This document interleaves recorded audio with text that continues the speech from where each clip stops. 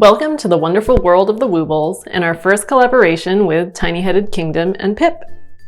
Today you're going to learn how to make Pip's head, how to crochet it in fact. And before you start, I wanted to show you what it takes to learn to crochet. Crochet basically boils down to two skills. One is knowing where to put your hook, and the other is doing this stitch, which is called the single crochet stitch. So I did that pretty fast. Don't worry, you will get there too.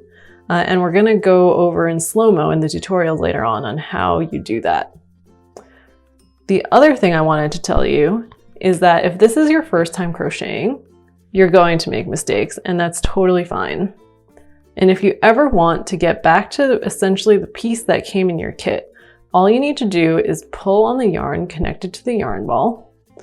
And at some point, you won't be able to pull anymore. It'll come to a natural starting point.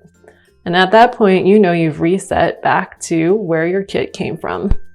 And we've got videos to help you figure out where to put those plastic doohickeys, which are called stitch markers, in the right place so you can start over from the beginning.